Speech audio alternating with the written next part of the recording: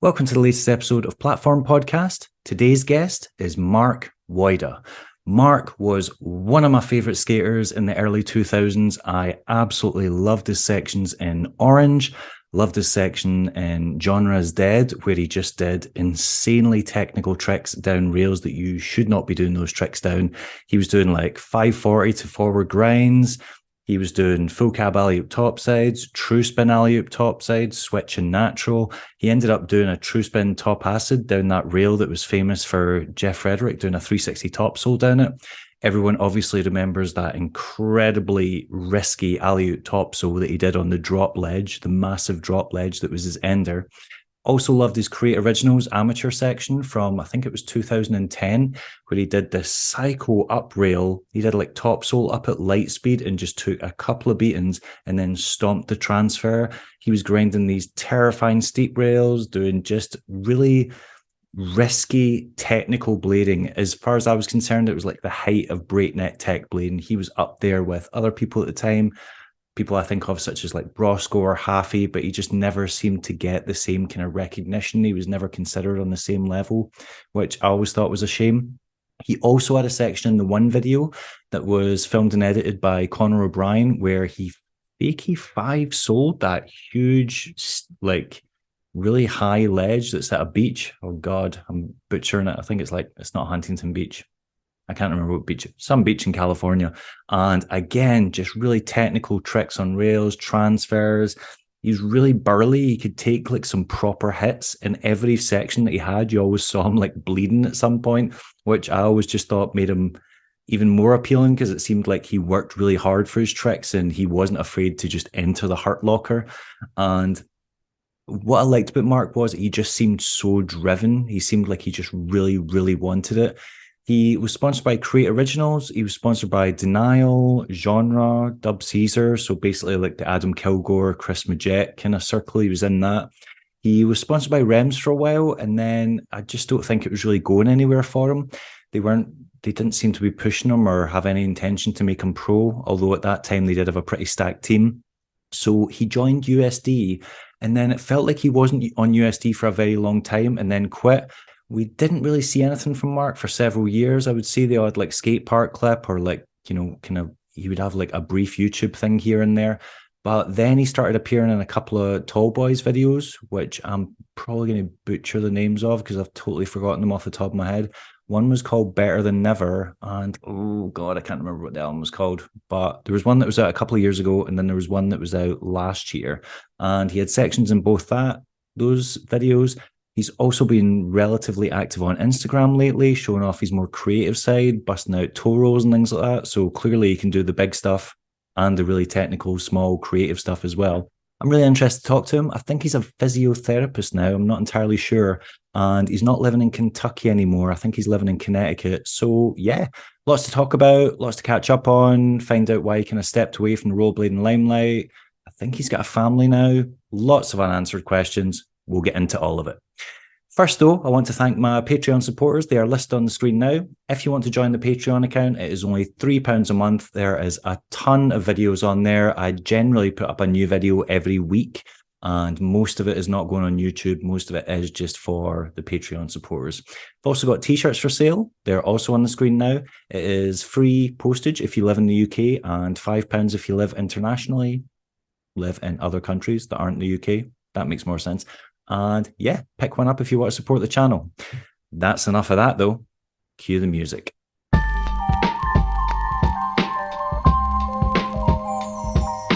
platform. The platform. The platform.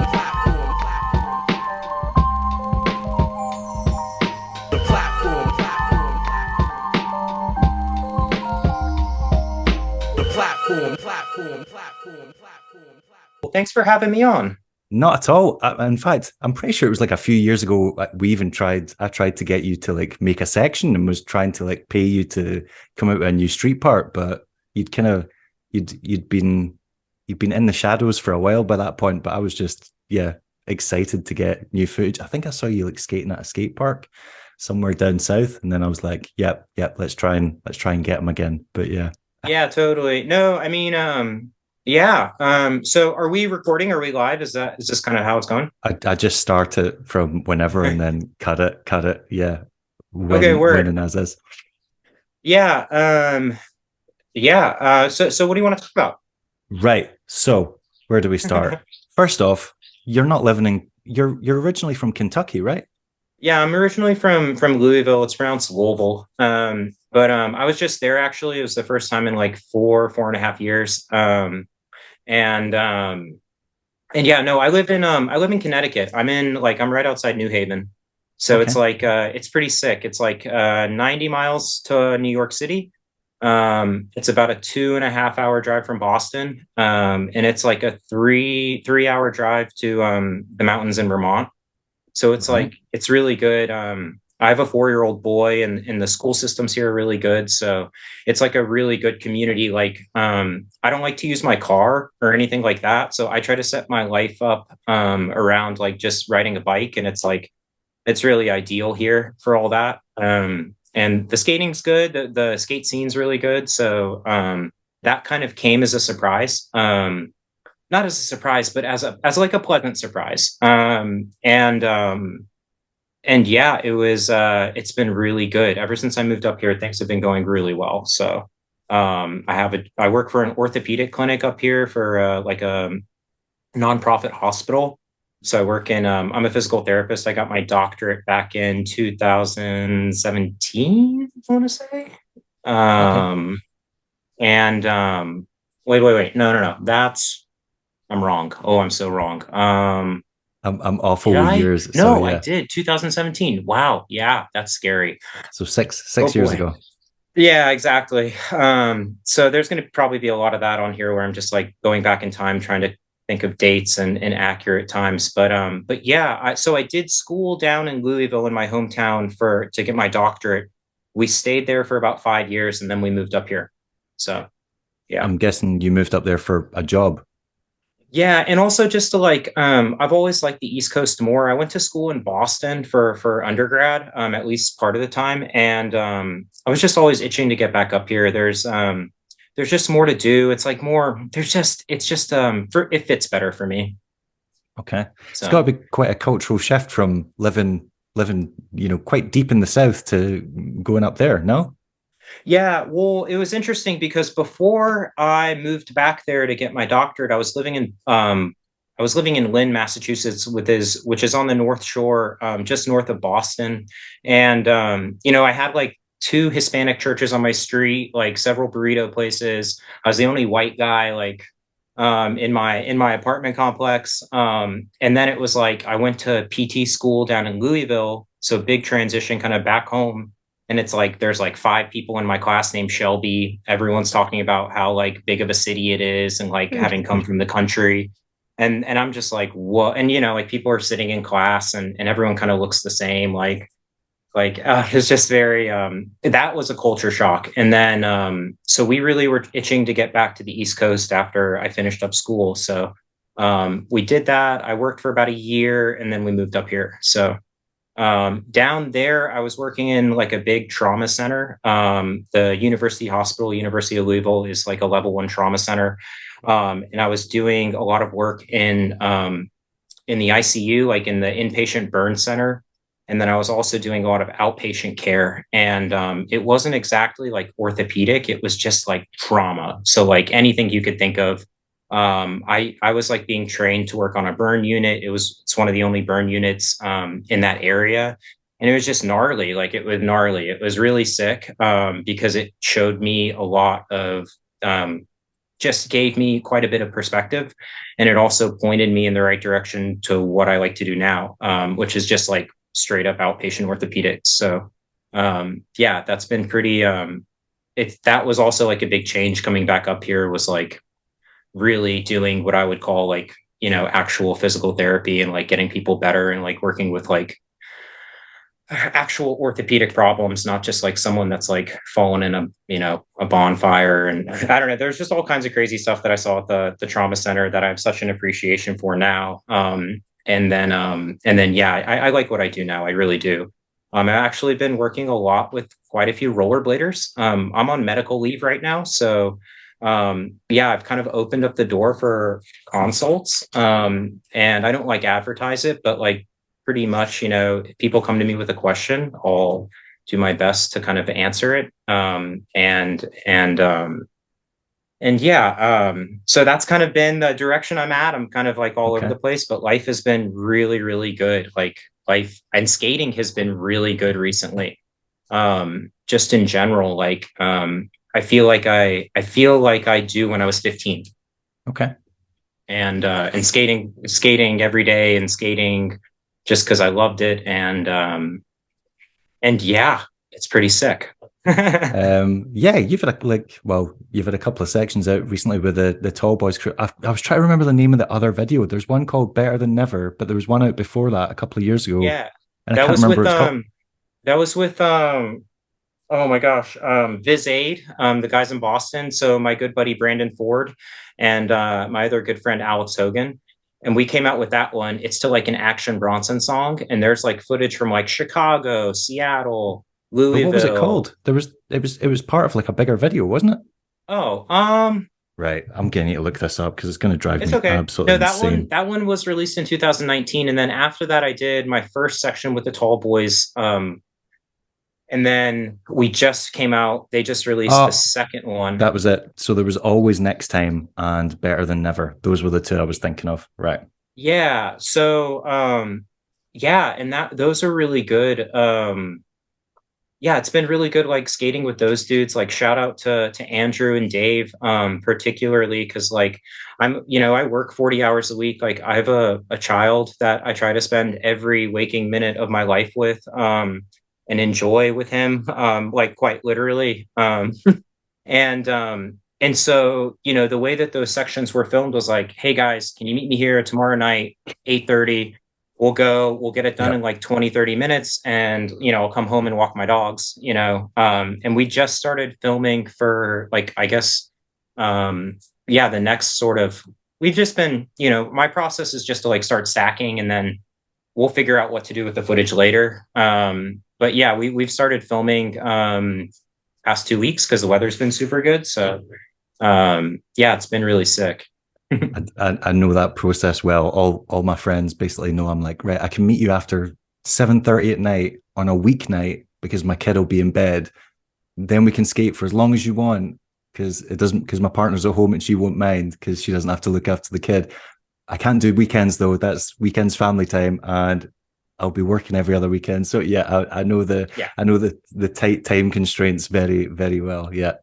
that's been exactly it. And lucky for me, ever since my son was born, I haven't really worked a full year. So when he was first born, I took like 12 weeks off from work, and that was protected under like the Family Medical Leave Act. Okay. But it wasn't paid.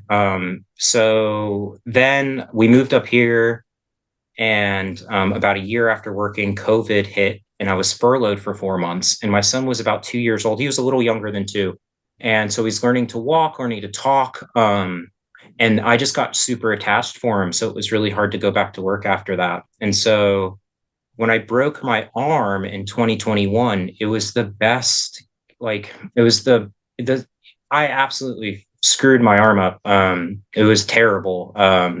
And it was a terrible situation. But the silver lining was, is I was home paid for 12 weeks. Connecticut has paid family medical leave. Right. So I did that. And then recently, back in February, I got about 24 screws and 3 plates. I think that's what I was told, removed, and that was a game changer. So I have another. Yeah, I'm finishing up this 12-week stint.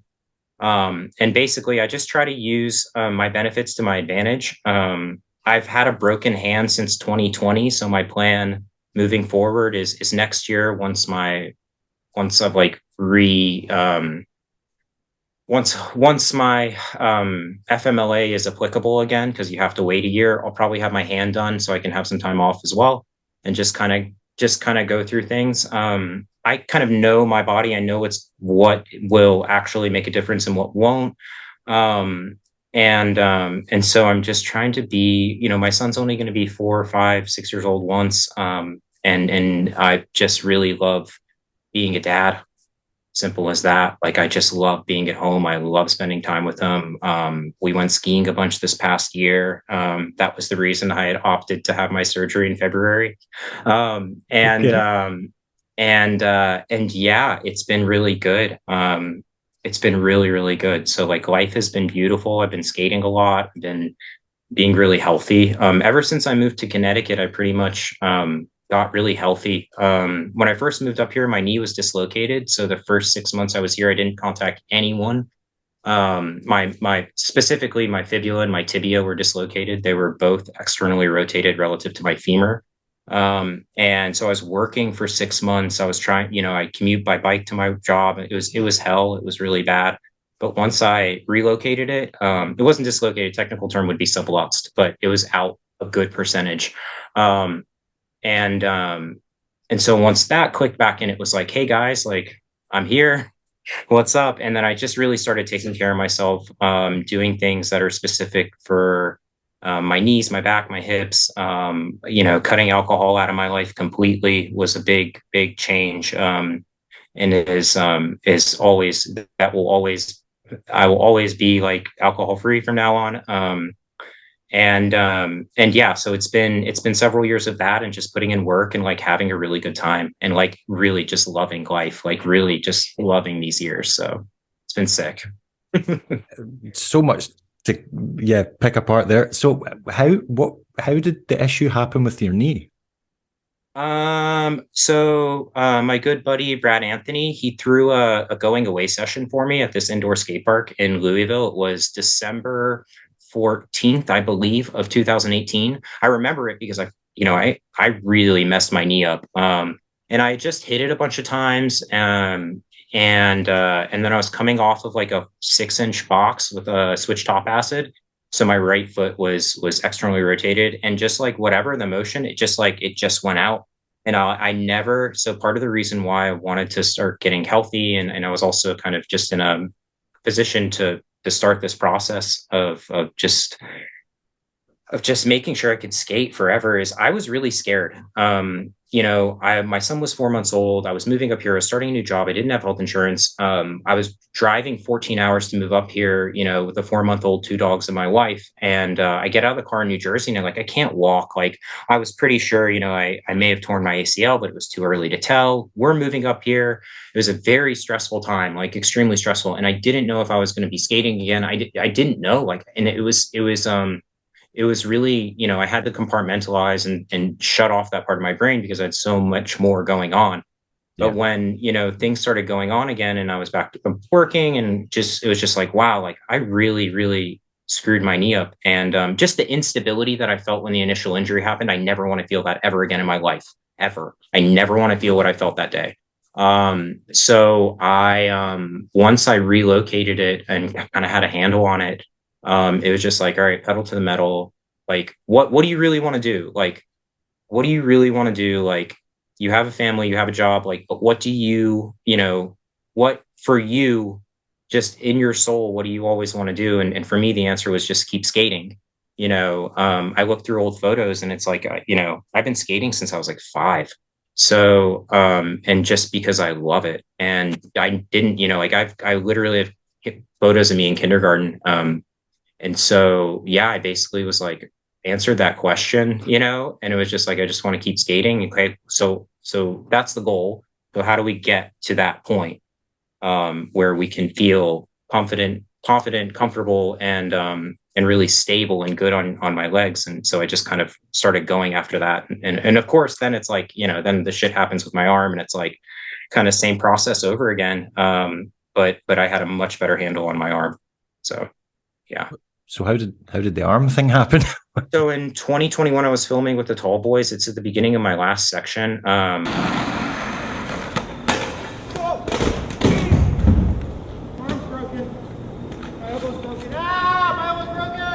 doing like a switch full cap KG on a rail, and I fall off, and yeah, I got my legs twisted up. It's never happened. I chose that trick specifically because I was like, oh, I could lace this, and you kind of like fling. You can do the, like, it's kind of like a kind grind, switch kind grind feels really good. I like to like flick out of it, and spin out of it. And it was literally the first time I've ever gotten my feet tangled up. And I just, it was on a steep rail, and I just turned around, and there's like so much energy going through my arm. Like I didn't even, when I hit the ground, the first thing that I said was in the video, you can hear me. It's like, I say, geez, because I was just like, I'm fully there. I'm fully conscious. And like the first thing that I was thinking was like, wow, like what a crazy amount of energy just went through my arm. Like I felt the thing explode. My humerus was poking out of the skin. There it is, and so, yeah, luckily I had a really good surgeon. And when I was in the hospital for 3 days, on the third or the 2 days. And then on that second night, at 8 p.m., they wheeled me into surgery, and my surgeon didn't finish until about 5 a.m. And he's a G. I love that guy. I love my surgeon. Prior to this, I didn't really have much to say about orthopedic surgeons, but this guy put me back together, preserved the joint spaces in my elbow. Funny part about that day is like that morning I was complaining about treating the elbow, how much I disliked the elbow. And that night, I completely shatter it. So when I saw that he had put it back together, it was just kind of, and they took the first soft splint off and then took the staples out. I've worked with people with really bad elbows before, and nobody's ever quite aggressive enough. So I was extremely aggressive, like extremely aggressive. I wasn't really given any guidelines, but that really paid off later on, because it healed up really well. And like there's a concept in physiology, it's called Wolff's Law, and basically, this guy discovered that bones form according to the forces that you put on them. So if you have a fracture, if you have a stable fracture, and you're trying to promote fracture healing, the first thing you want to do is get to the best of your ability, start putting weight through it. So because it stimulates the vasculature, it stimulates bone healing, it stimulates growth, it stimulates just the structure to repair itself. And so as soon as I could, I was just going after it. And yeah, it's back skating. I think I went skiing 6 weeks after the initial injury, and then was kind of skating kind of lightly, and then worked for a year and decided, okay, the metal needs to come out. So yeah, that's kind of how that went. That's like, yeah, that's quite for you. Got a very, very similar story. Well, I stupidly decided to break my pelvis 6 months after my daughter was born, which was not a popular move with my partner. But I know the arm one well because I've snapped the end off that. And yeah, I had the 7 hours of surgery. They flew in the Zipper. doctor. It was had the cast from there to there. It was horrendous. So yeah. I'm familiar with all of those feelings very well. Yes. Yes. Whenever I think of you, the few things that instantly come to mind are your section in Orange, your 2000. Did you watch so sorry to interrupt, but did you watch the one that's on? So there's one online that's cut by Daniel Kinney, and that's not the original one. No, not that one. Okay. So the one with Rob Thompson, and because there's the section from Orange, the original one has like a little intro from Rob Thompson that is near and dear to my heart. And then it has a 540 at the end that is also like a big one where I'm like, So Daniel Kinney posted this recut one online or whatever, and it happens to be the one that pops up for people mostly. But my wife actually posted it on her Vimeo. I think it's her Vimeo. Okay. So the original one's up there. It's out there. Just saying. No, I definitely saw the full video. It wasn't okay because it was when it was round about when it came out. Sorry to cut you off. I'm really like, I was like, really like, I hope people see the original one. That's all I'm saying. I'll be able to dig that out and find a link to it. Then cool. I think like the section that a lot of people remember you for is obviously the Genre is Dead one, where you just went ballistic on all these rails doing 540 grinds left, right, and center, and true top past in the rail that Jeff Fredericks did the 3-top solo on, the famous one in Philly. And that obviously that absolutely psycho alley top solo down the drop ledge at the end. How did you get in with like all the like with Majet and Kilgore and like Denial and the genre guys? Because it felt like they very Yeah, much like took you under your wing and you were like going out there to stay with them fairly regularly. And yeah, those are they're not easy guys to impress. Like Philly's got a rep. Like it's a tough yeah. scene. It's a tough scene to be like get respect in. So there, I mean, those guys are awesome. Like shout out to the whole Philly scene, particularly like Adam Kilgore. He's just such a good friend. Love that dude. Chris Majet, like they really they those guys took great care of me. To this day, I think they're the only real like only sponsor that really like we had like they would pay for my flights. They would pay for my contest fees. They would give me packages whenever I needed. They would pay me for sections. They would pay me if I was in a magazine. They like there was like a standard of like okay like we're sponsoring you, so this is kind of what that means, you know. And like and if you don't want to like and also there was no pressure. There was never any. It was like we're first and foremost like this is rollerblading. We're good friends like but I got in with them. It all started. I always used to really love like VG16. Um, just all the East Coast footage I ever saw out of Philly was like, all right, like I have to get up there. The aesthetic too of like UPenn and a lot of those areas, just for me, you know, and then you have like every single good East Coast person there, or at least coming through. So as soon as high school started finishing up, well, at the beginning of high school, I went to a bitter cold. I linked up with Majet there. He started flowing me genre stuff. We also had this kind of connection through there are a bunch of guys from Indiana, like Sandifer, Jason Board, all that. They were really good friends with Ross Anthony. Ross Anthony is really good friends with Majet and Kilgore. And he was like, hey, like, you know, if you're trying to get in with like a good wheel sponsor, or trying to get in with like a good sponsorship, like you like Kilgore's doing it right. You should, you know, you should talk, you know, you guys should talk.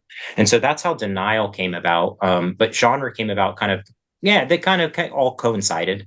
And then I was just in high school, you know, like so he started flowing me things back in the genre days. And then at the end of high school I started coming up there. I'd come up there for like a long weekend or something. And it was really cool because at the time like Murdo was staying with Majet and Kilgore would have like people just kind of just it was crazy. Like people would just kind of be coming in through, passing through. I don't know, you know, to Was skate. was You that know, round about the and time that was Bellino living with Kilgore at that time, or yeah, yes, yeah, right, okay. yeah. So it was really cool too because one there was the summer that I filmed Genre is Dead was like one of the best summers of skating of my life because I also filmed my one section.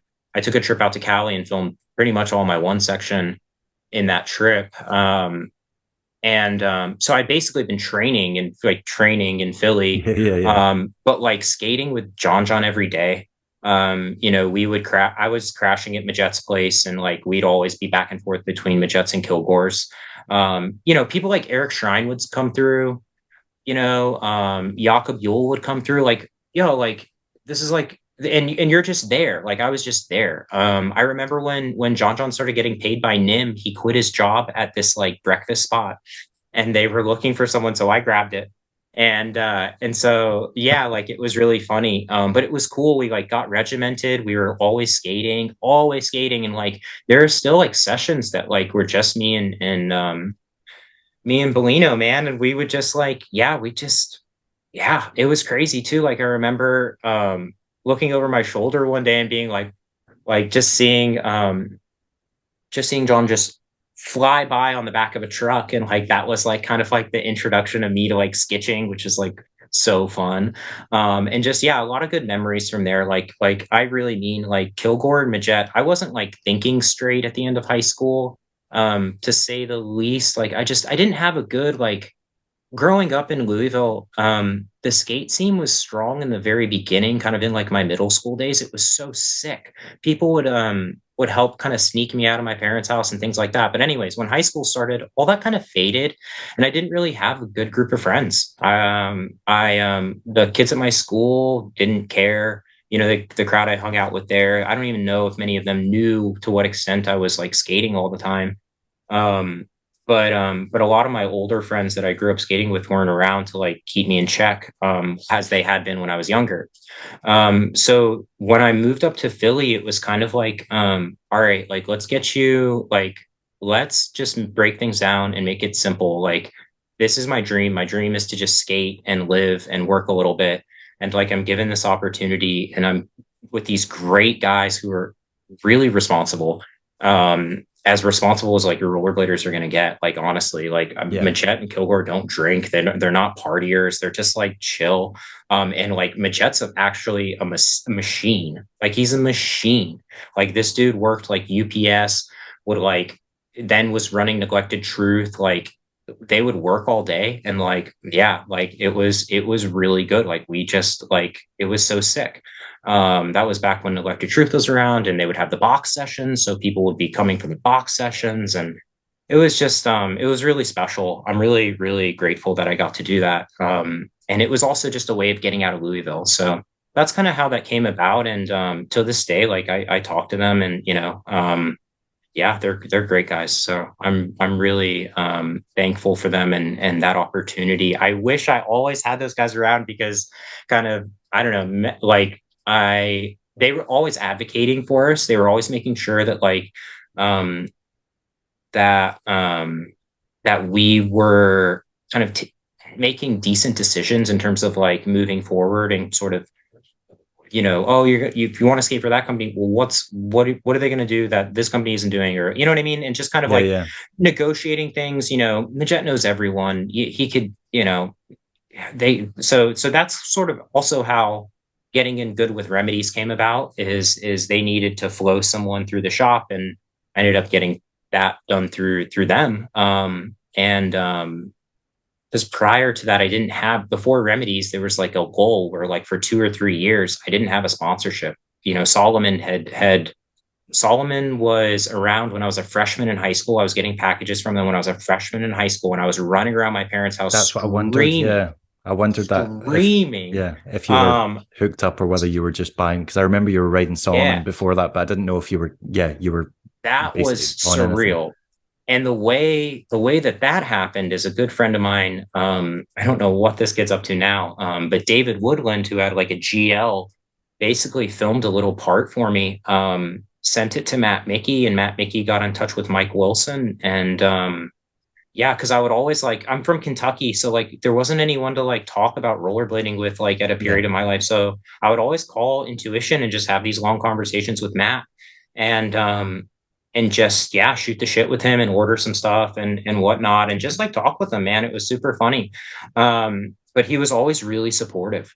And so he kind of, yeah, got my foot in the door there. And then next thing I know, I think my mom was doing a medical conference out. No, that was before that. But yeah, I was like 15 and I went out to California and I hung out with Matt. I stayed with him in Bakersfield, and he was doing it was right around the time Bang was happening, Okay. like Mind Game Bang, and Yeah. With and his Farmer was appearance in doing there. an interview for Daily Bread, and Don Bambrick was there, and they were all at Aaron Feinberg and B Cam's place, and I'm just sitting there like they're doing the interview. I'm just like this 15-year-old from Kentucky, like ended up getting a photo with Ryan Schutte on that trip for my Virgins page. And that was I remember like, that. Yeah. yeah, like it was insane. It's insane for me to look back on because like that was such a cool thing, like having Solomon and being a part of that. And I was really like starting to not long after that, I met Vinny. And I was going to IMYTAs and I would stay with it was like things were really starting to kind of like pick up with Solomon for me. Mhm. I was like kind of making my way advancing a little bit, and then they just stopped, and I was like, that's what also played into, I think, me mentally middle of high school being like kind of out of it and not really like kind of having a love-hate relationship with skating. um and um and then yeah, that kind of getting squashed when I went up to Philly. It was a real blow to like everything of my like existence when Solomon was done. I was like, where am I going to get skates? Like, you mean I have to ask my parents? Like, to like help me again. Like this sucks. Like, and of Yeah. course, like I'd ask for like sole plates from Salomon and they'd send me like 2 pairs of skates. I remember counting 64 wheels once. Like huge packages that were just like, you're a 15-year-old who, lives and breathes and eats skating, and you get these packages like Yeah. you are going like it was so cool. And I just remember being so excited about it. So yeah, yeah, it's wild. It's been a wild ride with skating in general, and it's always been there. So it's pretty cool to like walk through these sponsorships and like kind of go back through it again, Okay. Yeah, like yeah, I'm happy to talk about any of it. So yeah, so you were in Philly and like John was coming up and like obviously, yeah, you guys were just absolutely killing it, putting out these regular sections. Montre was visiting Philadelphia, and Yes, it yes. felt like you three guys were just on a mission, on a tear, all really dedicated.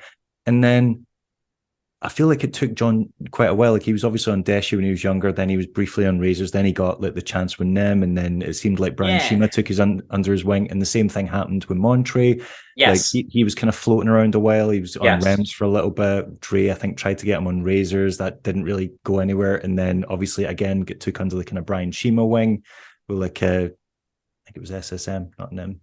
Yeah. Yeah, it was Right. NIM and then SSM or whatever. Yeah. They were But both on NIM, I think. it felt like Yeah. you three guys were just putting in the work, but I feel like you kind of got the rough end of the stick with things like that, because I feel like you got on Rems and you were putting out the sections. Like you mentioned the two that you had that were really big. Like you had Genres Dead, then you had the One Magazine one that Conor O'Brien made. And those were great sections. And it wasn't like you were attending real street contests as well. And All the time. there was one you All the time. won in New York, wasn't there? Wasn't there? What Yeah, was that called? that was Last Man Standing. That was Last Man after Standing. I knew it was a New York Remedies. series. Like, but yeah, you were on USD then, right? Yeah, I just Yeah. started on USD and that was exciting. We can talk about that in a little bit. I want to do this in chronological order because am I right Sure. in thinking you left Rems, right? To join USD. Is Yeah, that right? yeah, yeah. Right. That was after a trip I took to South America, that Remedies sent me on. We went to Ecuador and I met up with Fish and Demetrius and Fish, Demetrius, Jeremy Stevenson, and Kenny Owens. Yo, shout out all those dudes, great guys.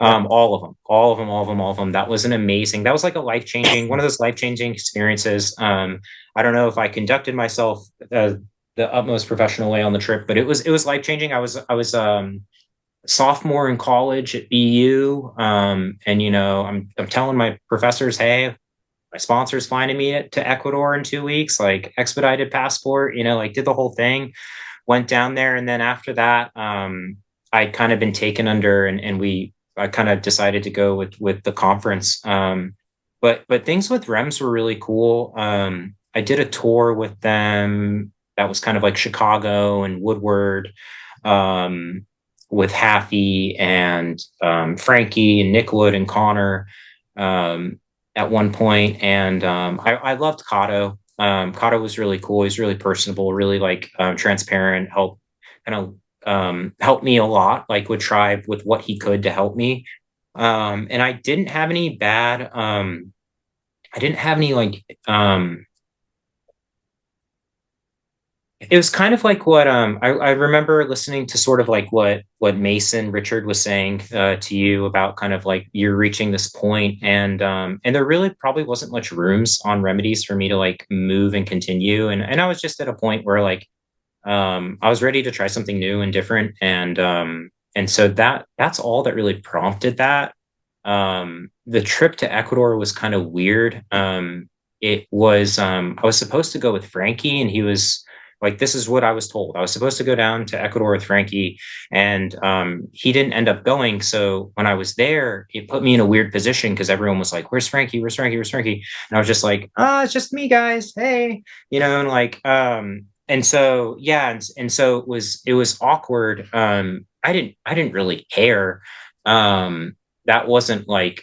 anything that I had control over or anything like that. Like that's I was really, if it would have just been me down there and not have Fish or Demetrius, I would be probably talking differently. But it was fine. It was all good. I don't but yeah, it was after that trip is when I decided to kind of go with the conference, just because I'd really bonded with those guys, and we had they'd kind of said, you know, you should come on tour with us more and things like that. So that's kind of how that ended. Yeah. There wasn't any like defining moment or anything like that. And even Kato was like, "Oh, you don't want to skate for Remedies? Like, who would you like to skate for? Like, what would you like to try? Like, I'm, you know, like happy to put in a good word for you." And it was Yeah. nothing. It was very like amicable, you know? Yeah, So yeah. Whenever I've met Cato, he's always been perfectly pleasant. So that is kind of crazy though, because like, so you get sent down there with Frankie, and the intention, I'm assuming, was to represent Remz, and Frankie's like the poster boy, and you're like the backup, basically, yes. like the young I talent coming up. yo, And I'm then you get just there, and they're like, there's no like star power here. You've got this guy, and you're like, shit, that's a lot of I have pressure. like my one section and that's it. That's all I could really speak to. And that was yeah, and like I don't know, I suck at Clark, so I'm not like oh in my, you know, especially like compared to like fucking someone like Frankie, who's just the best in the world, you know. And yeah. So yeah, it was You're a like, trip, now man. It was what? a trip. Now what do I do? Yeah, yeah. It was cool though. It was during Carnival. It was wild. I've never been to a third world country before. And it was just wild. It was just wild. There's no words that really put it into perspective. A lot happened on that trip. And yeah, it was really yeah, like it was unbelievable for a 20-year-old. It's one of those experiences where it's just like, this is just because of rollerblading, and I better take advantage of it now because it's not going to be here in a year, you know? Yeah. That's how a lot of I think my early traveling and things like that kind of how I viewed it was, I'm not gonna, this is now, like I have to do this now. I'm the type of person where like if I'm not happy doing something, I'm not gonna do it. Um and and so doing undergrad and things like that was always very challenging because I'm sitting in class, I'm like, oh, this is a waste of time because I don't know what I'm doing. I want to be skating.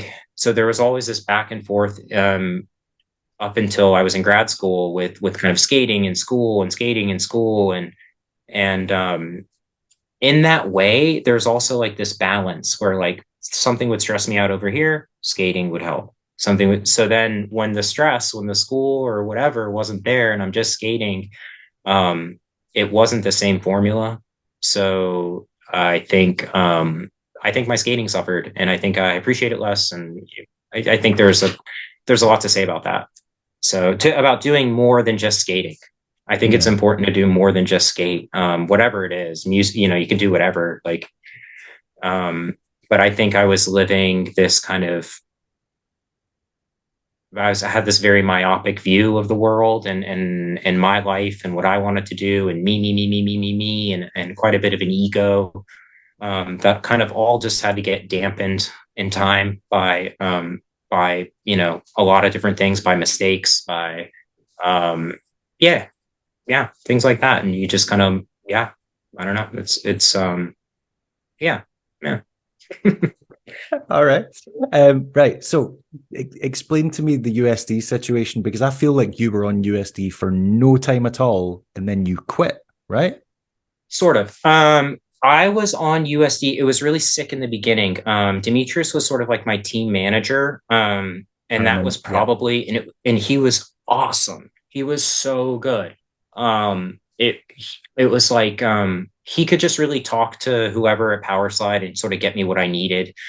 He got me a trip to Barcelona. He got me a trip to New York to go to Last Man Standing, which I ended up winning. Funny Yeah, I story remember about that. that Yeah. contest. So about that contest, a lot of, I don't know how many people know this, but originally I wasn't supposed to qualify past the first round.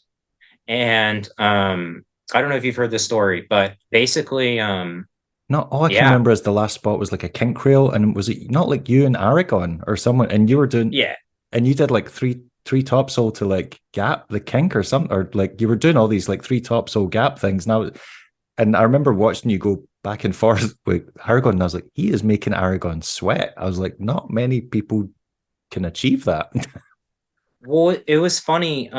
So I was told I didn't advance into the second round, and I literally told the judges, like, well, I'm still gonna skate because I don't care. And I came here all the way from Kentucky, and I think I had flown into Boston, stayed in Boston for a few days, and then come to New York.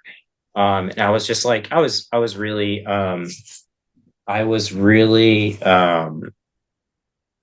stubborn, and I was just like, this is bogus. Like, you guys have this shit ledge in the beginning, and I literally had done like a good onslaught of tricks, and just for whatever, like maybe nobody saw, you know how street contests are, like there's a lot going on, there's like hundreds of people skating this ledge. um and I was in the first heat too, so I was just like, that's bogus, like I'm just gonna skate. And then somehow they were like, "Oh, you're back." Like after I had started skating the second spot, they were like, "Well, you've advanced to the finals." It was weird. It was this weird thing, but I swear, as soon as I was like, "No, like fuck that. Like I'm not just gonna, I'm not just gonna put my skates, like take my skates off and not skate the second spot." Like this, there was this incredible weight that was lifted off my shoulders, where I was just able to like tear it up how I normally would, without sort of the butterflies of like, oh, so many people are watching, oh, this counts for anything. Because to me, it didn't count. I was just getting juiced off other people and just skating how I would always kind of, go about a spot like Yeah. that. It was in Washington Heights. And I love New York too. I've good, like, I love, like, I, that, like, the, like me in New York, like, we're like, it's just, I just love, like, I just do well with New York, and I, like, we get along quite well. I've always loved New York. I've loved visiting. I love the people there. It's part of the, it's just like, it's tight. I like New York. So I was just like vibing with everyone and the whole energy, and ended up, I don't know, it was like a crowd contest. It was like decided by the crowd or something weird like that. It was weird. They I were do like I do doing it. remember at one point you were like hyping up the crowd. I remember seeing like the contest I footage and you were, was so yeah. hyped. Yeah, I was insanely hyped. Yeah, it was all good. So yeah, it was cool. And yeah, I've always liked Aragon too, so it wasn't like anything like, like we've always like had like any interaction's been like really genuine and honest between the two of us. So it's never been like, there was no like battle, or whatever. There's no animosity. It was just like, you're skating, I'm skating. Actually, he was, when I was a little kid, I went to Lake Owen, and Aragon came through. That's like a sister camp of Woodward. And Aragon came through, and I swear to God, he was like doing 900s on this 6 foot mini ramp that were like well over like head high and things. It was just insane. Like, so it was kind of trippy to like be skating with him too, and Yeah. just against him or whatever, and all that.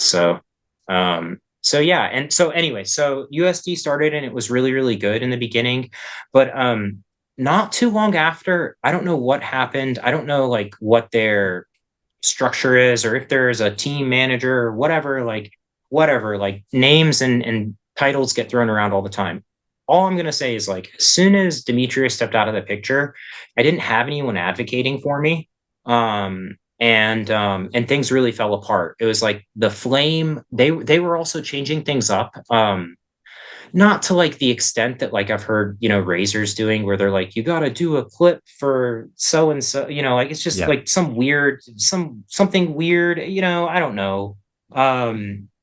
But just a lot of stuff, I was just scratching my head, and like I wasn't getting products at the way that, it just wasn't getting anything. And it was really frustrating too, because I was skating for free. Like up until that point, I'd been like skating for free. I just graduated, like skating for free, like of course, but like you have someone that's saying they're your sponsor, and you're not getting anything, and you keep getting promises to advance, and it doesn't really happen.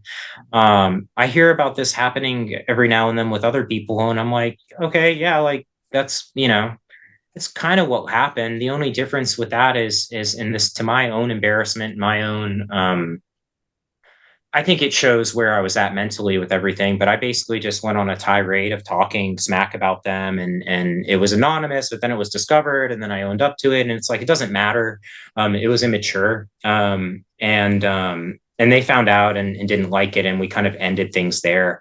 Actually, within the past year or two or something, I reached out to them and was like, guys, I'm sorry that like things ended like that, like they did. I don't think what I said had any merit in terms of a lot of the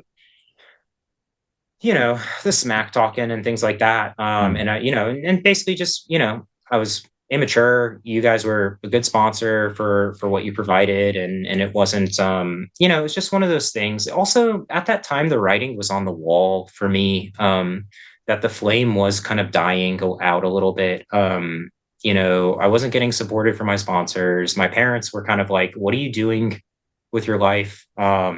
You're finishing undergrad and you're trying, but nobody's, you don't, this isn't, you should figure something. And then I was also beginning my relationship with my now wife.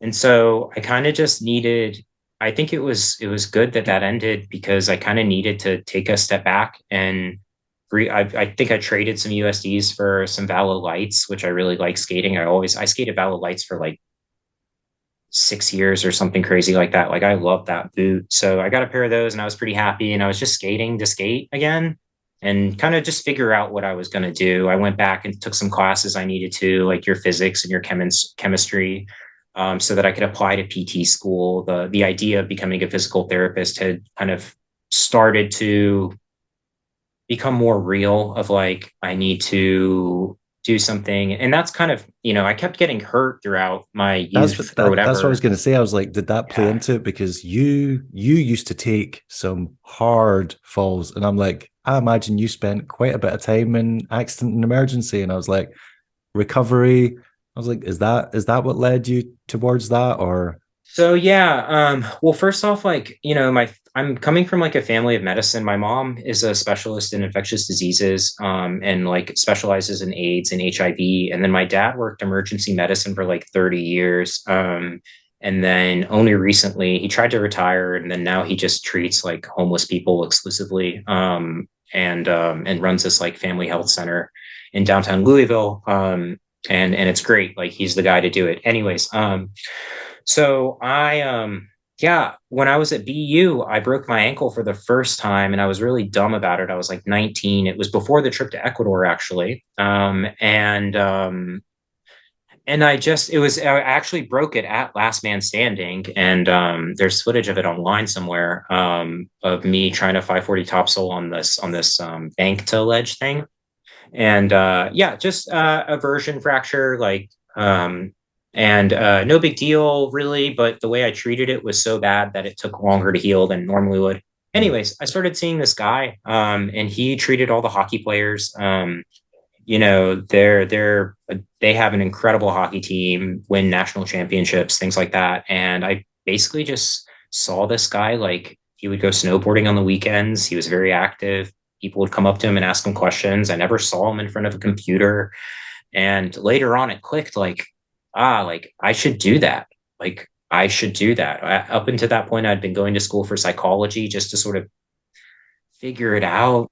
I Mm. don't know. And in all honesty, by the end of it, it really pissed me off. Like I kind of hated psychology as a topic, as a subject, as anything to write or talk about or anything. It just wasn't what I was interested in at all.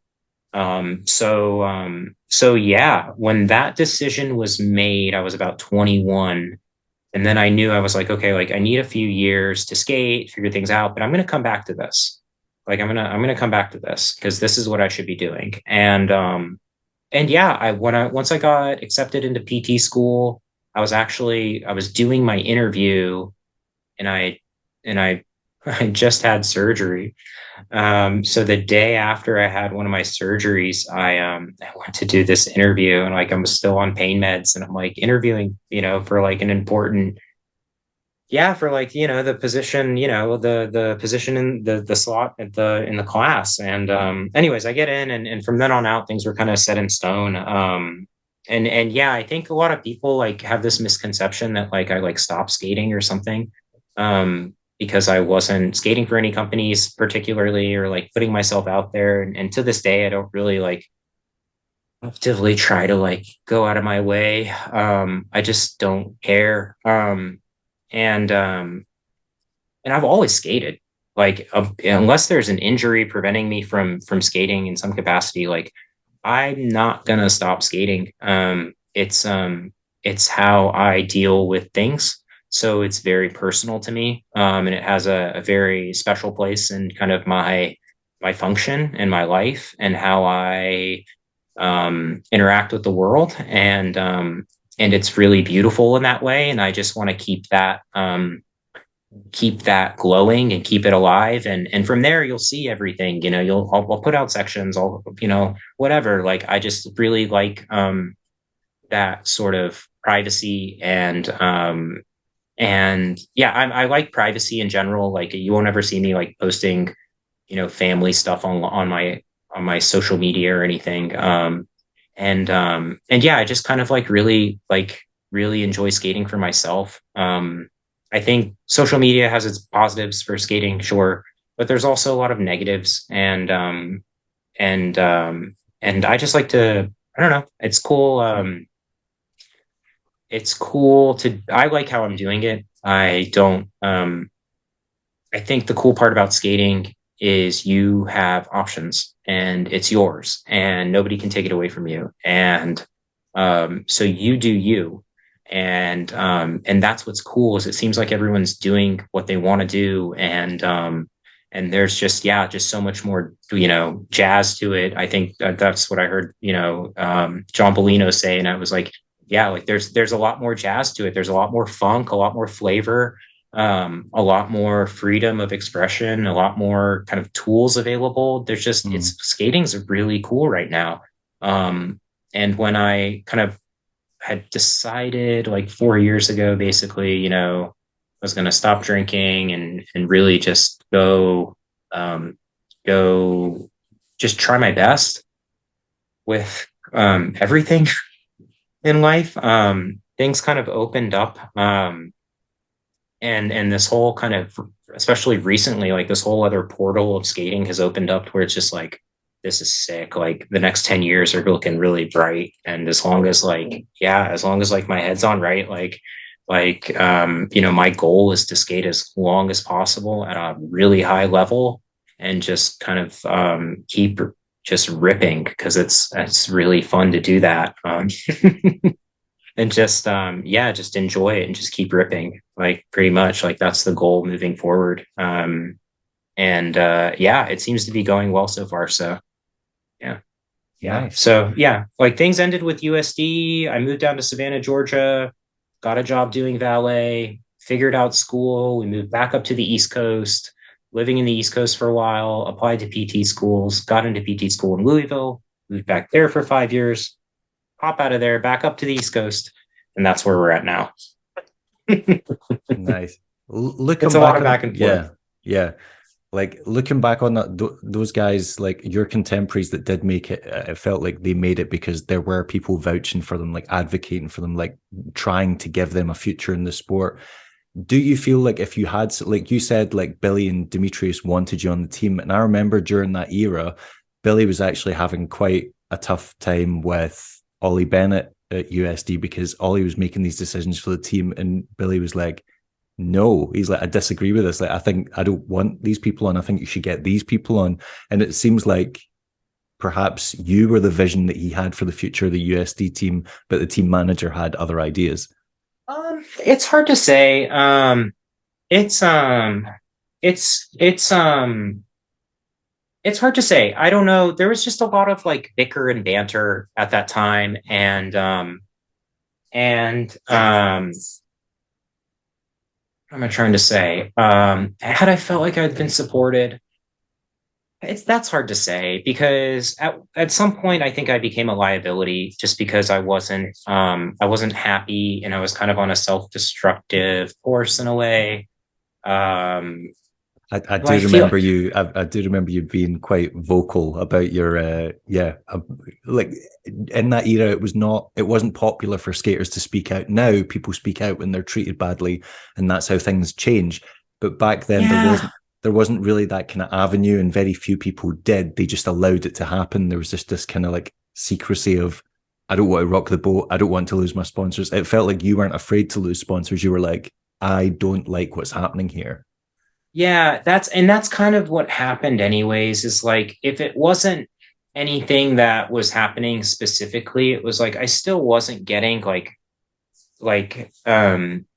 product consistently. And there's all this talk about like an AM team and sort of me, Jeff and Brett, and it was like a weird thing that they were trying to like build up a little bit. And then it was like, okay, like you'll go pro, you just need more time. You'll go pro, you just need more time. And it's like, guys, I graduated from undergrad. Like I'm here, I'm available. Like, let's like send me someplace, do something. And like, I'm sure like if Demetrius had the type of pull he had in the beginning, then you would have been seeing a lot more of me at that time. I remember I was driving cross country with Gumby and I was just like hitting up Matthias and stuff like that. And like, trying to get some sort of like something, and that would happen, you know.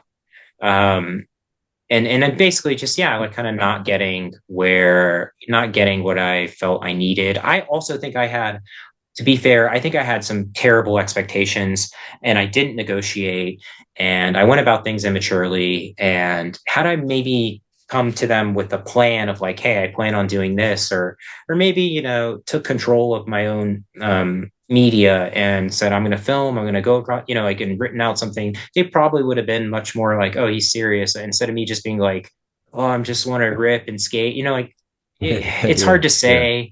And I don't think that I was mature enough and I didn't have a vision, I didn't have a goal.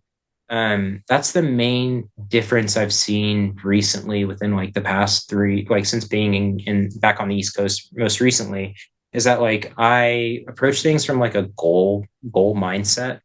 Um, and and it helps you achieve what you want to achieve. It helps kind of guide what you were doing. I think when I was skating for them, I was just kind of like floating around, and I again didn't have that sort of stress from school as well of like, okay, like this is your skate time, this is your other mm, stuff time.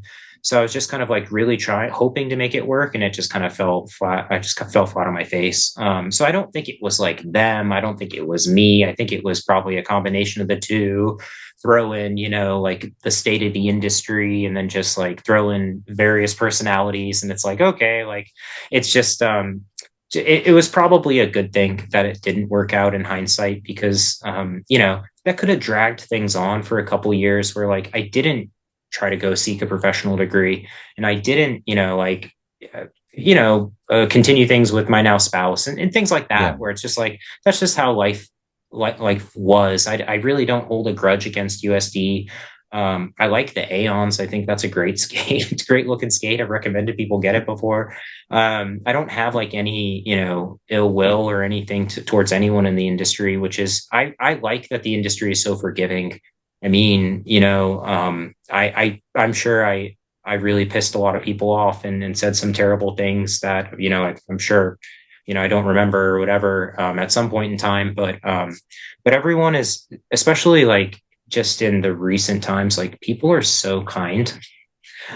People really like seem to like my skating and really like speak positively of it, and it's like really cool. Because I don't really like pay too much attention. But it's like great when people are like, oh, like this is so cool, like this is awesome that you're still doing this. It's like, hell yeah, I'm still doing it, and I will continue like for a long time, for a very long time. So yeah, like it's been a trip, man. It's been really, really cool living a life through skating.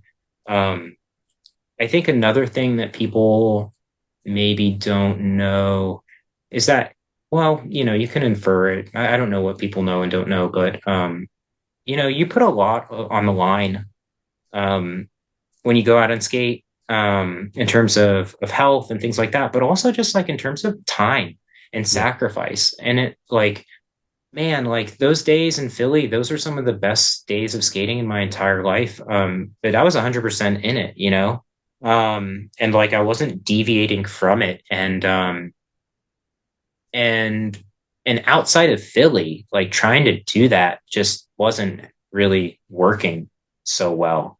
Um, and and so yeah, I think I don't even know what I'm trying to say right now, but yeah, it's been really cool. I think you sacrifice a lot, and so you can miss other things too. You can miss, you know, Yeah, regular definitely. activities. You definitely miss out on like other life experiences by dedicate. It doesn't matter if it's skating or anything. Like if you dedicate so much Yeah. time or to a passion, like you said, like it might not have worked out with your wife if you kept going that path because you would have been traveling the whole time, and that's really hard Yeah. to sustain a relationship. The reason it's Yeah. worked is because you stuck at home and you guys spent more time together, and Yeah, like and so. it was like it was time, you know, and it was time. It was yeah, like I said, like the writing was on the wall. And I was tired. I was so tired of I was tired of contests. I was tired of the politics. I was tired of I wouldn't say, you know, jaded is one word. I don't know if I don't think I'm jaded towards skating. Maybe I was at some point, but I was just tired. I was tired of not having money in my bank account. I was tired of of sort of not being settled. Um of sleeping on various floors, on, you know, not knowing what I was going to do next week, or like, you know, and there's something great about that, but like also like, well, you can't do that forever, Yeah. and your goals and change in life, and your ideas change of what you want to do and what you want to achieve, and things just kind of, yeah, it was time to shift. But I never stopped skating. No, like that just didn't happen. Especially when I went to PT school, I kind of started ramping up after that. Yeah, I was sick. Okay. I've always been curious, like your approach to skating is very like, well, sorry, your approach during that period was like very aggressive, very like, I'm gonna try and do the hardest thing I can do down the scariest obstacle I can find.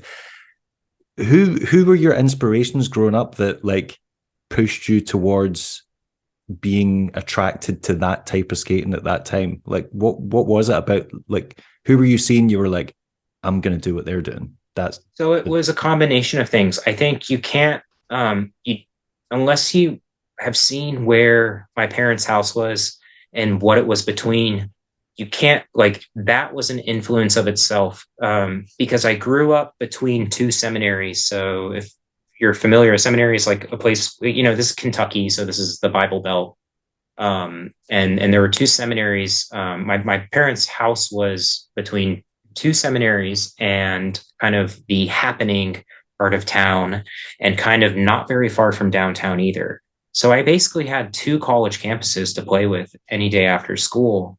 And then that just kept opening up, and all those places had were down rails. wow. So yeah, so they didn't have ledges. There wasn't like a way to do ledges there. They were down rails. So I always liked Rob Thompson. I always loved Pat Lennon. I always loved Shima. I always loved Elliott. I always loved you know, Latimer. I loved like the old guys, like the not the old guys. I loved that like 2000s raw scene of like Shima transferring to Brazers, like VG16 was my shit. Rain for Gone was my shit. Um, the apples that fell from the tree, all those videos, like all that whole Redwood City, BJ Bernhardt, you know, Pat Lennon, Shima, The Bomb Squad. Yeah, yeah. and then on the flip side, you know, your East Coast players, your Murda.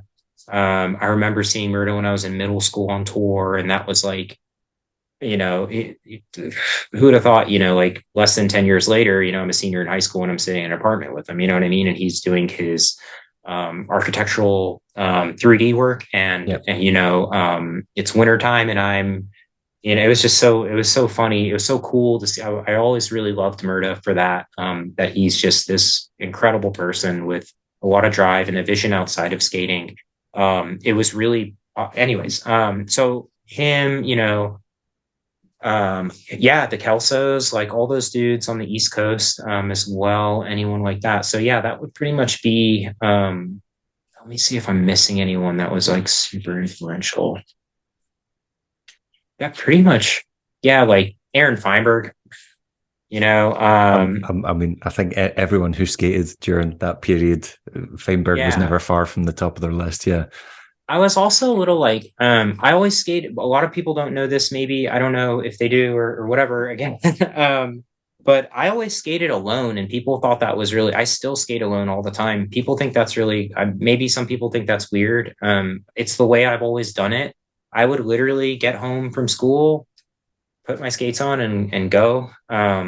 And when I was like 11 or 12, I started meeting people in the scene in Louisville, and that was really funny because my parents would be like, "Oh, you can't drive with teenagers." So I'd be like, "Guys, like, can you pick me up like over here, and I'll just meet you over there because I don't want them like seeing, them roll up to my parents' place and like picking me up and stuff." Okay. And I used to have to sneak out to be able to go like night skating and stuff like that. Like I'm in like seventh and eighth grade, and I think about these things when I'm like as I have a son and stuff, and it's pretty funny. But I was like sneaking out and like saying I was going to go to school dances and like hiding my skates in the woods and in a backpack and like grabbing them and like going across town. Yeah, that was really quite funny. I'm just going to let my dogs out of this room real quick. No One worries. second, I'll be right back. Hey guys, come here. All right, you guys are gonna. Boys, you need to be good. Okay. Boys. Hey guys, come here. Come right back. Come on. Over here. Move like up. Up. Move. Come on up. Come on, guys. All right, good. All right, guys. Stay. Stay, stay, stay. Stay, boys. You guys are fine. I'm just excited. All right, cool. So yeah. Hi, sorry about that. Oh, I know well. I've got under a two-year-old red fox Labrador that does not do anything I say. Ah, there we go. Boys, yes. Yeah. So yeah. So yeah, it was always really funny because that wasn't, yeah. So okay, influences. So yeah, definitely like my environment of where I was, and then also like Jordan Dale, who is I, now whoever, I don't I know. remember Jordan Dale. Yep, he was. Man, we used to rip like when I was like 12, 13. This was well before everything happened with him. And I can speak to that a little bit because people, we can all poke fun of him, but now it's like it's mental illness. Um, I don't and actually and it's know what and it's I remember hearing something, but I just remember him as the crazy guy that did like really insane tricks. But then I do yeah. remember like hearing he had like mental health problems, but I didn't realize it was like yeah common not or like a thing. So he is very Mormon, which is interesting because and he was always like singing and he was musical. So my parents really liked him because he would come in, he'd play the piano, he'd sing a little bit, and then we'd go skate or something to that effect. Or if he dropped me off, it would be something similar. And my parents just liked that, like that sort of, that sort of approach. Yeah, It wasn't like, oh, this is a 16-year-old who's driving a beat up car and like whatever, like whatever you want, like anyway. So we would go street skate, and there were things that he did that we didn't film that were just absolutely out of this world. So like we would also like tackle things in such a way of like for us skating a 20 stair rail, on a weekday afternoon was like normal. And I mean like that was like normal. mm. And like finding like the steepest drop rail and like sessioning was very normal, like front torques, negative acids, negative citric acid, body shuffle, the tricks, like, and then I'd be over here trying to like do Trumizu and do my little trick list and just try to like, go about it. But that all kind of changed as he became a little bit more unstable and origin. And what really did is when he hit his face on that fast slide in Atlanta, and then that coupled I with heard about that. something Yeah, that happened later on. And those two things really changed his trajectory as far as I'm concerned. So and it's quite sad to see what has become of all of it, and to hear kind of, I don't know what he's been. It's been 10 years since I've seen or heard anything of him. But he was also like, he was definitely a big influence in terms of like doing stunts and us just getting stuff done. I really wish we had some cameras around. It's funny when you think back in that era, the stuff, yeah, that you used to do just for the sake of doing it. There was no agenda. You weren't trying to film a part. You weren't trying to, I don't know, do something for your sponsors. You were literally just out with your friends and they were like, I think you could, do whatever trick on that reel. And you're like, oh yeah, okay, yeah, I'll try that. And then before you know it, you're in this battle or you're getting beat up or you're getting lucky and lacing it and going home and feeling glorious. But yeah, it was interesting because like I was always like the young kid in the group, like the little kid skater in the group of teens. And like I had alluded to earlier, like the Louisville scene when I was in middle school was like 3 generations deep. It was really cool. And then people started moving away and finding other things, and to this day though, still like there's 2 or 3 people. Like I was just in Louisville last week, and I met up with 2 of my friends, and it's funny like introducing my son to them, like, hey, like I've known I've known Emmett since I was 11. Like yeah. Yeah, and here we are, like as adults at a skate park, my other friend Tay with his 2 boys. It was like it was really special. But yeah, it's like, that's how rollerblading is. It's really sick like that. And I think that's something also that you come to appreciate in time, is just like the connections you make with people, and how important that is, and that people don't have that. Like people don't have it's something that Shima said, I think, on Jump Street, where it's like, most cats don't, like, they go to work and they just don't have this special thing going on. And that's another thing that sort of fueled my recent kind of, I don't know, flair with like my recent, like really like deep love for skating again, is that like, yo, like he's right. Like you have this special, like, it's almost, to me it's like a superpower, or it's this special thing. They're like, for a long, sometimes like I forget I even like am a rollerblader, like when I'm at work, and then I think like, and I'm like, this is so tight, like I have this whole other thing. It's not, it's not soccer, it's not the gym, it's like I'm doing me, like, and kind of tying things together that way. It's cool. Anyways, I digress. I ramble. Sorry. No, like you make sense. Like there's experiences you have when you're involved in things like that, because as you get older, especially when you spend time with peers, if it's work colleagues or friends that aren't in that pursuit, you will maybe go for a meal with them, or you'll go to a bar with them, or you'll do like an activity with them for like, say, an hour, and then you'll go back to your family or you'll go back to your job or whatever. But with skating, it's so much more intensive, because you will travel around a city, you will get involved in experiences, you will interact with people you would never meet normally, because you're dwelling on a street. People are going to eventually either positively or negatively interact with you. You're going to parts of town that you would never have any reason to go otherwise, because they're usually utter shitholes. And you'll go there and spend hours there, and you spend hours with these people going through really good experiences and sometimes really painful, traumatic experiences. And it creates these bonds that it's difficult to replicate with people other than perhaps peers that you had in school, because that's the only other time you spent such an intense amount of like length of time with someone. So kind of also to speak to where I grew up and how I grew up, like with 2 parents were physicians, the area of town I was in, the kids I was interacting with, the school I went to, it was all very, very, very much and now you look at the layout of the city and it's very intentional, but it was all very much one-sided, all very much, this is your lens through which you're going to view life. And what was so important for me at a very young age that skating provided was this whole other perspective on the city, on people, on everything, just everything, like everything.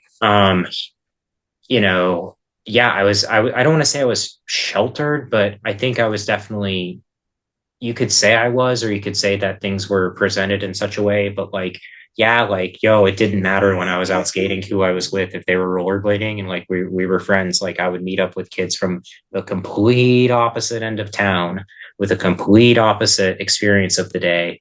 And we would link up at this ledge not far from my house. And that was like an everyday thing when I was in middle school. And like, that was really special to me and like really important for my life because it gave me this perspective that like my older brothers didn't have, that my peers didn't have, that really, I think, probably confused me, but was very important for me to experience and very much fully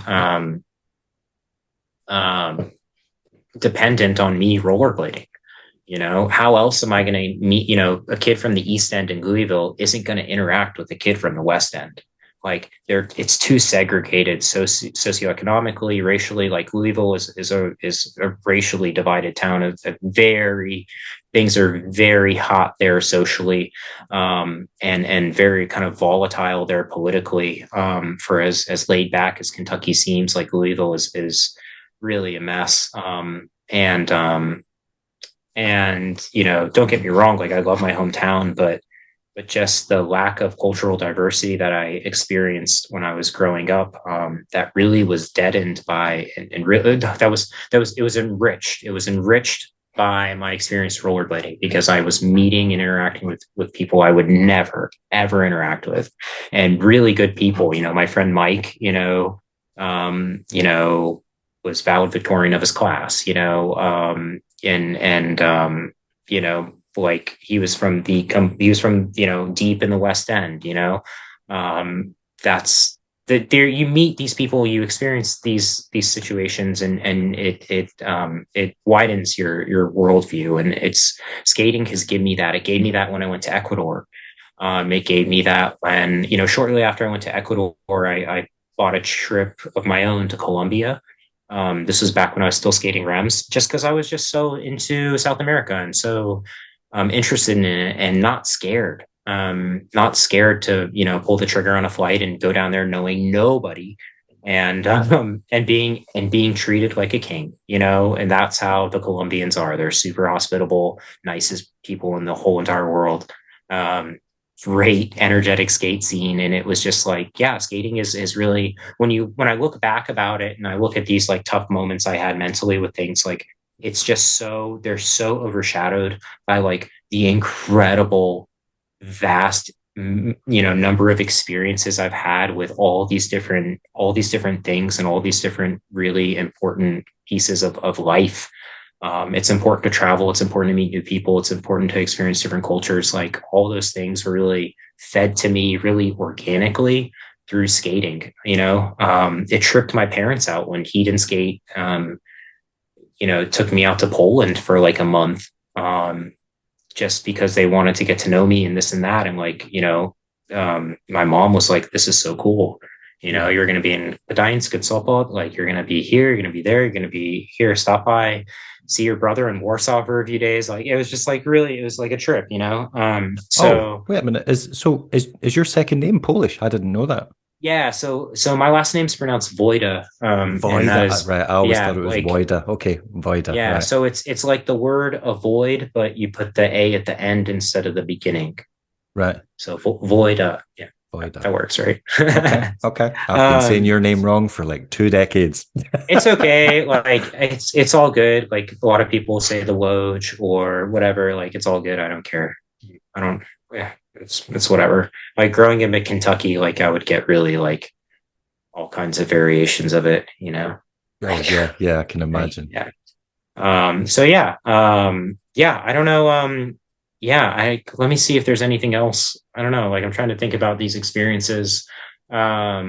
So what was it like when you were over in Europe? Because it's kind of crazy that, so they're investing in you, sending you over there, thinking like you're the future of rollerblading because of what they're seeing in the videos.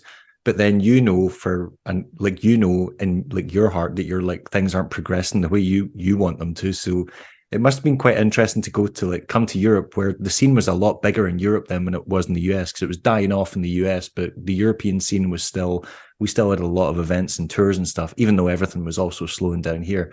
But it must have been kind of crazy that these people have such belief in you that they're sending you over there and want to see what you've got, and like basically want you to come and, I don't know, like, yeah, skate and perform in front of them and get to know you better. But you also know that you're like, yeah, but the actual teams that I'm riding for don't have the same faith in me or whatever. Yeah, it must have been. It wasn't anything like that. It was more just like, oh, this is so sick. Like I'm traveling and skating, you know? I didn't think of things, you know, I didn't care. It's, you know, it's one of those things where it's just like, oh, they want to do this, let's do this, you know, let's go. And I also think, you know, I don't even think I would think about it like that. I think I was too selfish and immature to really kind of grasp, in a lot of ways. Maybe I'm being hard on myself. But I'm, you know, I'm just speaking frankly. I think it was interesting when I was sent to Barcelona, and Richie and I filmed this part in like 2 weeks, and it was like such a sick part. And like I think it's crazy because you can't find this part online anymore.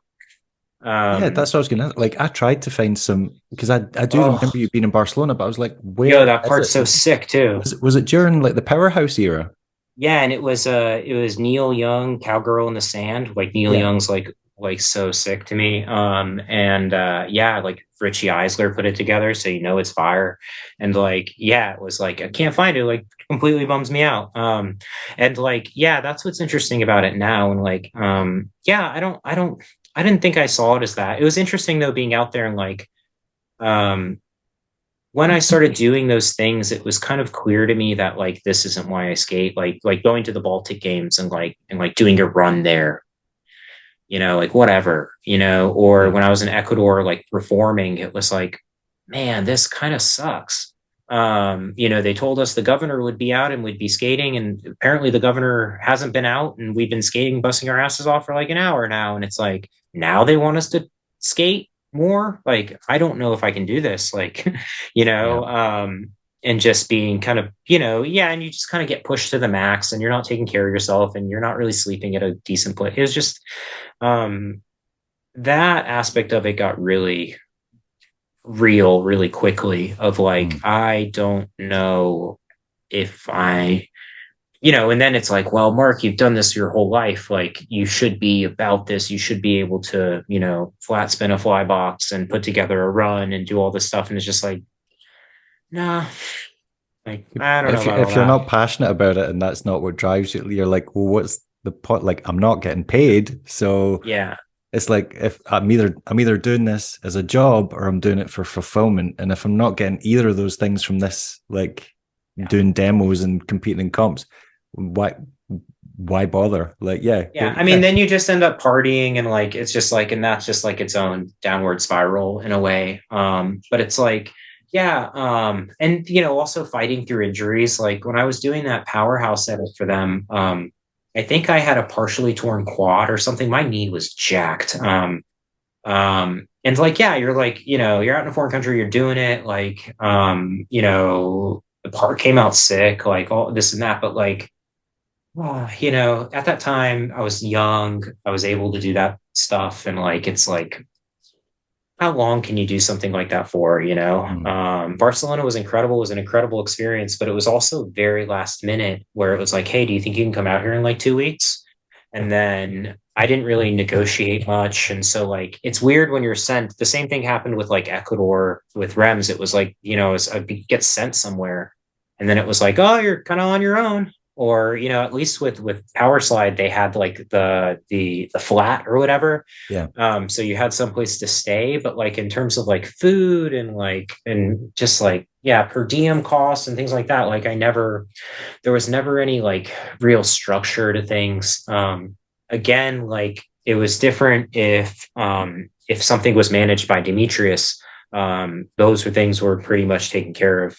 But that was so that was, especially when I was on USD, that was not happening for, that was a very short period of time. That was a very short period of time. So, so yeah, it was kind of, it was interesting. Yeah, it's definitely interesting. All So right. I don't Okay. really have, I think a lot of the, kind of to get back on the point of like Mantra getting support, John getting support, it was like, I was also like, my eyes were also sort of set on,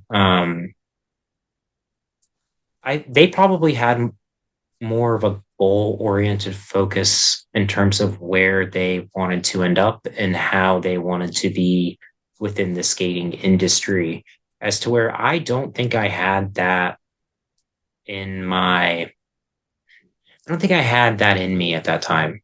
I think I just really wanted Okay. to make a name for myself, and I didn't know what would happen in, what I wanted to do like 5 years into it or something, or, how that would look, or, those types of things. I remember like, John would always talk about, how we would want to play music and skate, and kind of, just like almost in a way like live like a simple but like very kind of fulfilling way of living, and maybe, that involved getting paid to skate, maybe it didn't, but like there were just like these things that were kind of like in place, and like similar with Montre of just like, where it was like, yeah, like I'm just gonna kind of like keep keep progressing into it, and people would kind of, they would do well, they would do well in a contest, and then things would, they seem to get momentum going and really do well with that momentum, whereas like I think I had a harder time like gaining momentum, and keeping that going. That's kind of like more sporadic, and I also just have a very different personality from them. I couldn't do what they do, especially like someone like Montre who's doing blade camps and teaching people, and is very outgoing and will reach out and do all these things, I'm not like that. I'm a different person. I'm not. I can't perform like they do either. So at one point, I feel like we were all kind of in this little Rat Pack punch back in the Philly day, and then things just kind of spread out, and the industry was changing too.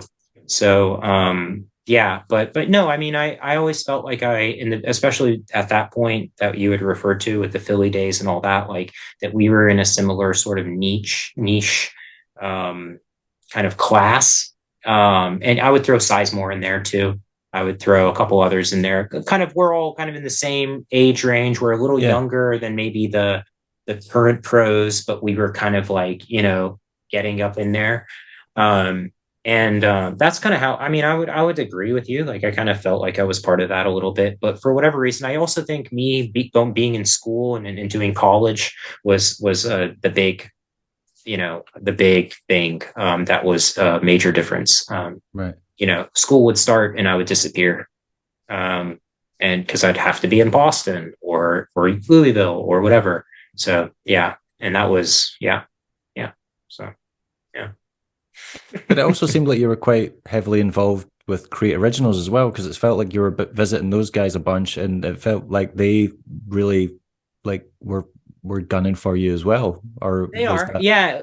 Brian and Akeem are tight. I still work with them. I still talk to them. I just talked to them last week. Yeah. And I'm about 3 hours from where they are. And when did I go up to Boston last? I was just in Mass like beginning of March. So yeah, I sessioned with them beginning of March. And yeah, but they also saw that like, oh, he's busy with school. They know like the Boston, they're in the Massachusetts Boston area, so they know how things go with skaters and colleges up there. And they always respected that too, and were very respectful of me and what I was trying to do, especially in terms of, when I started doing things more with getting my doctorate and kind of they were actually really helpful because I was applying for courses and I was staying with them. And so I'd have to go to these campuses and kind of get set up with things. And they were very helpful. So, yeah. it wasn't like, they also didn't have any crazy expectations for me or anything like that. Whereas, I feel like it was just, they're just different, like they're still my sponsors and for my sponsor and still send me product and yeah, we're on really good terms, so it's pretty cool. I'm actually kind of in between deciding what I'm trying to do with this footage that I'm getting right now, if we're going to do something like create wise or if I'm going to kind of do like more of a tall boys thing. I don't know yet. But yeah, like we're still all kind of like, I'm tight with Brian and Akeem for sure. So for sure. And yeah, like it's cool now too, because like I'm talking to everyone and like I'm still in contact with so many people, and that's kind of the beauty of it, So yeah, it's pretty tight. All right. Last question, then I'll let you go. So obviously, like interest in like what you find appealing as you get older changed. Like the type of skating that I love to watch these days is so far removed from the type of skating that I watched when I was like 15, 16, started out skating. Like I'm curious to know as you've got older, like who you love watching these days, or like who really inspires you or motivates you to keep going, because I'm assuming it's not still the people that just like huck themselves and go for absolutely insane stunts all the time. Like I feel like you must have different inspirations now, especially I saw you at the skate park and Instagram the other week where you're like doing like nice, like creative, like toe roll combos and stuff like that. So it feels like you're appreciating different types of skating now. I'm interested to know who in particular like you really enjoy watching. So I love Bellino. I think I like watching people that move well. So he moves really well. His landings are the way you should land. Danny Beer skates really well and is really fun to watch. I like the approach that the Canadians take across the board of like not taking it too seriously, but also like really like doing like, I think Canadians in general are probably the best in terms of best skaters. In terms of if we're talking like skating, the act of skating, they're probably the best in the world. I'd put money on it. Yeah, kind of like the Scandinavians are best at skiing. It's kind of like that, you know. I think I know. Like as you get older, of. like I appreciate when I see someone that's got a good push. Like Oh, when I see someone speaking of, just skating from A to B, and I'm like, holy shit, you're really good at just getting from object to object. Like you've got a strong stride. Yeah, like stuff like that. Yeah. so as far as skaters, like the Kelsos, John, I love Montre. I love Cody Lampman.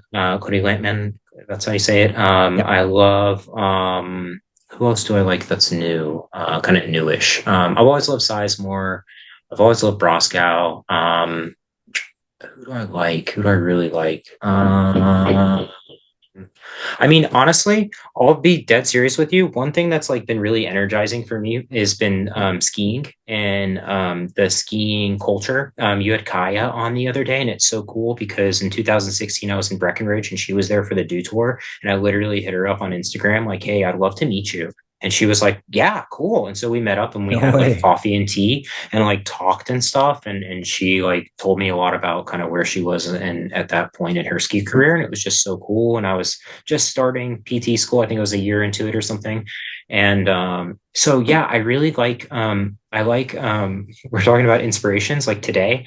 So skiers, Tanner Hall, Phil Casaubon, Henrik Harlow, like he goes by Idolo, like Henrik Harlow is like my dude. Like he's like gets me more juice than anyone. And it's like more of like a mindset of like progression and creativity. Like, and so yeah, like I have my rollerblader influences, which are like kind of always been constant. Like I still look at old Shima footage. I can't believe rollerblading is Shima-less now.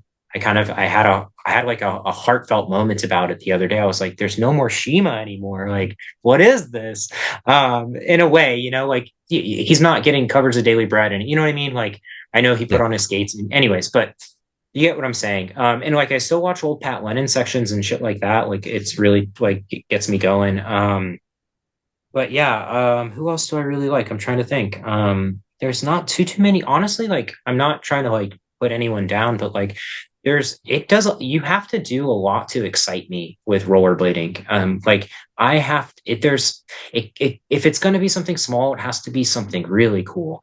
If it's going to be something big, it has to be done well. And so, yeah, like I had mentioned, like my inspirations are those people for sure, but they're also like the skiers that I watch are like super inspiring. Sam Zahner, I know he rollerblades. He's amazing at both rollerblading and skiing. Incredible. Yeah, and a lot of those guys are just incredible athletes that I just really admire. I see what they do on skis, how big they go, how far they go. Who else? Oh my gosh, oh my gosh, oh my gosh. I'm like blanking on so many names right now. But yeah, a lot of like the Armada team, they're incredible. Sammy Carlson, he's another really good one. I mean, I could go on and talk about skiing, but like skiing really energizes me. It really Yeah. it's really a lot of fun. I really enjoy it. And it really ties into rollerblading so well. So I get really excited about that. Another thing I've noticed in time for myself is that is I am drawn to skating the I think maybe folks out like I still like to skate kind of the 2000 era style of like doing bigger things, but like the difference now is that like the spots speak to me, like, and they're still gnarly and still like they can be extremely gnarly and extremely like extreme, crazy, whatever, like big, whatever. But like they, I, I literally, especially up here in Connecticut, there's so much good stuff to skate. I will think about a spot for a really long time before I do it. I will walk by it 100 times if it's a big stunt, before I even Hmm. attempt it. There are a couple of spots like that in each of my sections that I've done with the tall boys where it's like I've been waiting to do this, and then now's the time, let's do it. And just kind of knowing that, but like, the spots speak to me like this, not to say like they speak to me, but like you get what Yeah, I mean. Like I know what you mean. Yeah. they're calling for it, and I don't know, like a lot of these places in Connecticut nobody's touched before, so it's like they're calling me, they're like, please just do it, so yeah, and like and they kind of like haunt me in that way, to where like I'm not done here filming, because I'm not done here filming, like I'm just not, like there's still a lot that I want to do in this area in particular. Both of my sections with the tall boys have been filmed within 10 miles of my house, and there's still more that I want to hit in this area. So yeah, inspiration comes from definitely skiers for sure. They also kind of get me juiced to stay like healthy and motivated. Like, yo, if Tanner Hall can ski and do quadruple backflips after having blown out both his ankles, torn both of his ACLs multiple times, had like his shoulders ripped from his body, then like I'm pretty sure I can do a topsoul, down a handrail. You know what I Yeah. mean? Like, Yeah. Yeah. not Yeah. to like, I'm not comparing myself to like one of the greatest gods of skiing, but kind of the mind over matter component of it, of like these guys that are just like really core. Like that's the cool part that I like about skiing, is how core it is. It's just very core. Like everyone's like so sick into it. And so that really energizes my skating a lot too. I'll go ski up in Vermont for like a couple days or whatever. Or I'll just go out with my son at the local hill, and then, a couple hours later on the blades, and it's like, oh, I've never thought about doing this. Or maybe if I turn this way or kind of use my body this way, this will feel better and more interesting, or, and Hmm. then you're obviously getting a hell of a leg workout. So skiing for sure, especially like Henrik Harlow, like Idolo and B Dog, those two guys right there. There's a couple others. Magnus is another one that I really love. Gosh, there's so many good guys. And yeah, so that's definitely where I probably find a lot of my current skating inspiration. Um, and it's pretty rad. So yeah, the spots, those skaters, yeah. So it's cool. Especially being older now, knowing when to pull. Like there's something that Henrik Harlow said in an edit not too long ago, where he's talking and he's like, skiing, it's all about patience, which is true. But I mean, this is true about a lot of things, but he's just like talking, he's just like, the more time you take, the more pop you're going to have, the more ice cold you're going to be. He kind of says something to that effect. And that really rang true with me. Whereas like maybe when I was younger, like my one section was filmed in almost its entirety in 10 days. Um, there were 5 clips from Louisville, I think 5, that were done after I had had hip surgery. Yeah, I got a really bad infection when I was skating for the one video. I got a really bad hip infection that almost killed me. um, the idea was to do my section in 2 trips.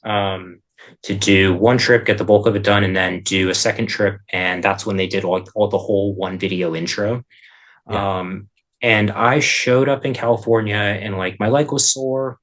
I kind of had this open wound on it all summer because I'd been in Philly, I'd been in California, I'd been skating. Mm.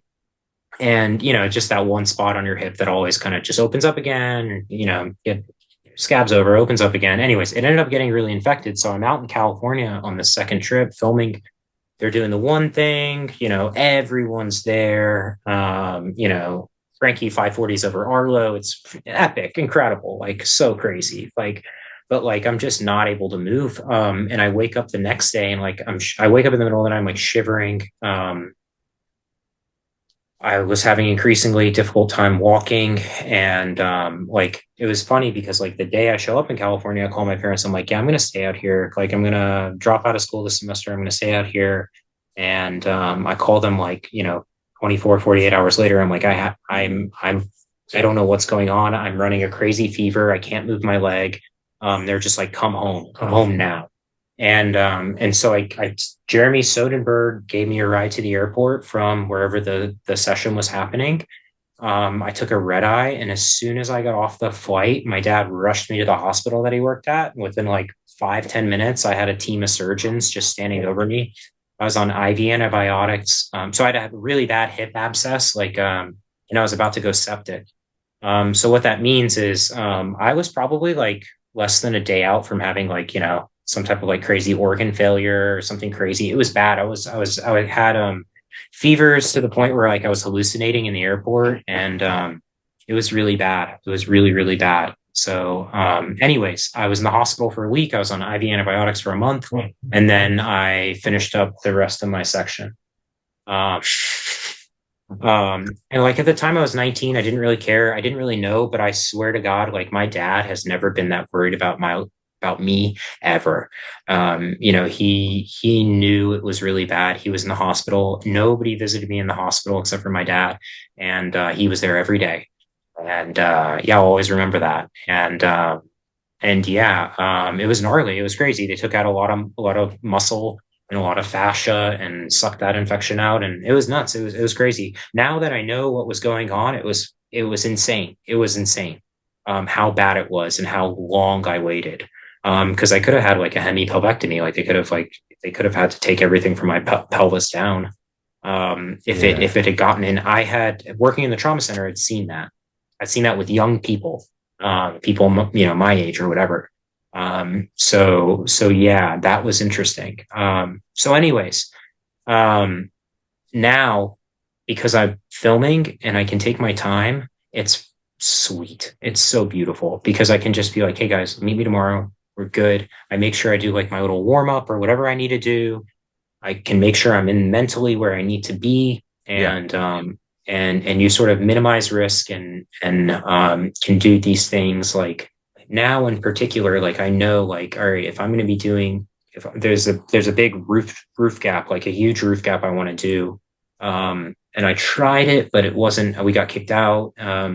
Like I know for that trick, I know that I need to be on it for a month. I need to be making sure I'm deadlifting a few times a week. I need to be making sure that I'm super strong so that when I go and do it, it takes 10 minutes. We're in and out. We're done. I try it once. We're done. It's over with. And like when you get to a point where like you're strong enough and you have the vision, the trick's done. It's done. You just have to go do it. So that's where I'm at with like stunts. It's like you get to this point where it's done. It's done in my head. It's done with my body. I just have to actually go do it. Hello? Okay. Oh, there we go. We're back. Okay, cool. Yeah, it says my internet connection's unstable, which is weird. Okay, cool. Yeah, so that's a difference too. Like I still want to do stunts, but like the thought process behind it and the seriousness of it is so much more. And like yeah, that too. And like the idea of getting hurt, like I have to make sure that I have time available to take off if I'm hurt, which I've kind of maximized at this point. Like I said in the beginning, like I'm really grateful that I've had all this time with my son. And so like I pretty much like, I don't really care much more about life outside of life other than like my son and his like really, and then just like everything else is extra. But like that's something that has really revealed itself to me with COVID is everyone needs to take more time off and enjoy life and do the things that they love. And so that was kind of like, yeah, like outside of spending time with him, there's skating, and then I'll be going back to work at the end of the month. So eventually I'll be working again full time, 40 hours a week, and kind of like more on a regimented schedule of just like, not skating maybe as much, but still thinking about skating and doing skating, still filming. I'll still do all that. It's just, yeah, like my life is really good right now, and I really love it. I love where skating's at. I love where my family life is at. And I love that I'm not involved in the industry. It's great. I can just enjoy skating. Um, Yeah. and I don't care. Like I don't care. And that has been something that skiing has taught me. I kind of feel more like a regular person skating now because like I feel like I do when I go ski, where I'm just interested in the act of doing it. I don't care about the politics behind it. I don't care how much so and so gets paid. I don't care about whoever's royalty. I don't care. Just don't care. Um, and it doesn't make a difference in my actions that day.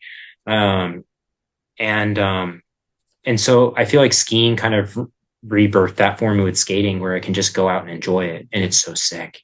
It's so sick. So yeah, it's like really fun that way, and just kind of like you know what you like and do what you like, and Yeah. so it is. Just enjoy it for the simple act rather than looking into all the other stuff. I can appreciate that, definitely. Yeah, it's cool. It's cool also like being in this profession now where like if something, I don't know, like I feel like I got a pretty good handle on what's really beneficial for someone if they're trying to rollerblade. And what you need to do. And specifically for me, like unique to my body and myself, like what I need to be doing. And like I've got those things, those pieces all coming together. So it's like it's sick. And like I only want things to get better in terms of just everything. Like I want to be a better clinician. I want to be a better doctor of physical therapy.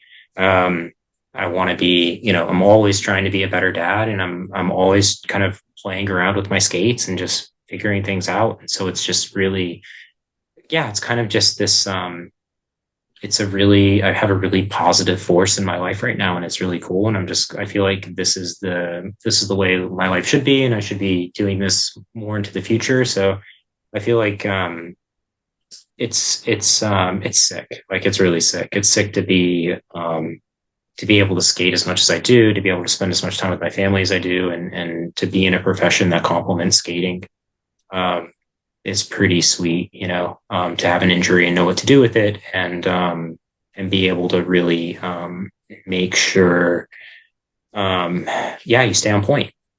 Yeah. For sure. So like, yeah, I mean, I implore anyone, like if you have questions, especially like if you know me personally, like I'm pretty approachable in terms of just like answering basic orthopedic questions.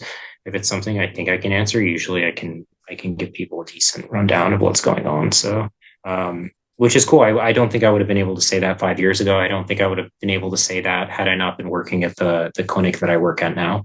Because I work with a lot of really bright, really fun, great people that are really good at what they do. So I'm always kind of, it's like, it's a good place. So, yeah. Awesome. I have taken up a phenomenal amount of your time today, and it's almost midnight here. So I'm okay, cool. So, all right. David, thank you so much for this opportunity. It's been really cool. The pleasure's been mine. It's been absolutely awesome. Some of the stuff you came out with, I was not expecting to hear. So yeah, it was really, really interesting. I mean, I have all kinds of stuff, man. All kinds of little funny stories. Like you had mentioned, my genre is dead section. That alley topsail at the end, we had done several times, and I did it once for a photo, and I did it once for the video. So there were two different, I yeah. would not be trying to Um, land. I'd be happy to escape unscathed once. That'd have been enough for me. Dude, But there are okay, some missions in there. Yeah, it was good times. It's like it's fun. It's cool to go through like memory lane and stuff. But anyways, yeah, thank you again for having me on. It's been a pleasure. Yeah, if you have any questions or anything like that, or ever want to do anything in the future, just let me know.